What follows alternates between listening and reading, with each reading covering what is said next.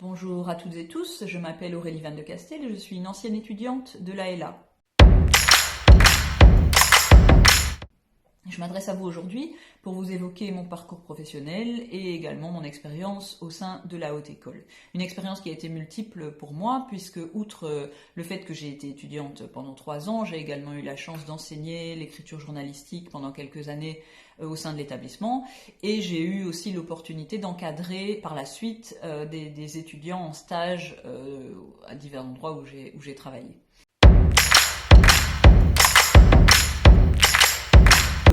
Moi, je peux parler évidemment de ce qui se passait il y a quasiment 20 ans, mais je pense qu'on en est encore à cette formule-là, c'est-à-dire de cumuler une approche théorique et scientifique du travail médiatique et de la communication, mais aussi d'offrir en permanence des connaissances pratiques qui peuvent servir dans divers secteurs.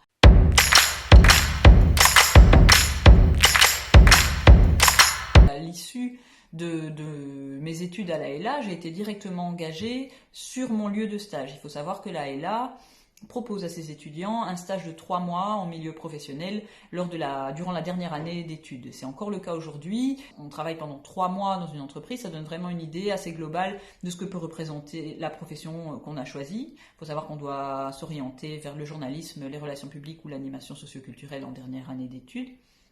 Et donc moi j'ai eu la chance de faire un stage en journalisme, en presse régionale, aux éditions de l'Avenir, et d'être engagée directement comme journaliste salarié à l'issue de mes études.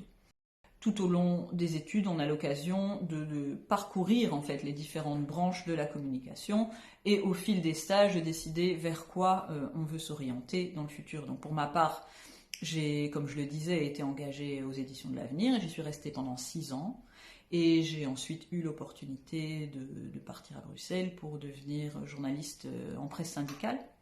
J'ai d'abord écrit pour le magazine Syndicat, qui est le magazine de la FGTB fédérale.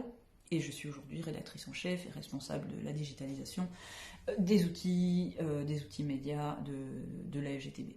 En 2007, j'ai monté un label musical et une agence d'organisation de concerts. Donc ça aussi c'est une chance dans le sens où l'AELA permet d'avoir une vision globale sur tous les métiers et donc j'ai pu, tout en faisant du journalisme, m'orienter vers l'événementiel à titre... je suis encore indépendante complémentaire pour cette activité et donc j'ai pu cumuler et mettre à profit toutes mes connaissances dans différents domaines. Et enfin, depuis 2019, je suis attachée parlementaire et responsable communication de la députée sénatrice Fatima Alouche, qui est une jeune députée moucronoise active au sein du groupe socialiste. C'est dans ce dernier contexte que j'ai pu recevoir et encadrer très récemment un stagiaire de 2e année en communication, quelqu'un qui venait de l'AELA et qui était extrêmement compétent. Moi, je suis très satisfaite de l'expérience que j'ai pu vivre avec ce stagiaire. On était face à une personne qui a quand même vécu ses études d'une manière tout à fait particulière, puisque dès sa première année d'études, ses cours ont été interrompus en tout cas en présentiel, par la pandémie. La formation, même à distance, a pu être menée d'une excellente manière. La formation qu'on reçoit à l'AELA en écriture journalistique, en écriture web et en journalisme en général est très solide.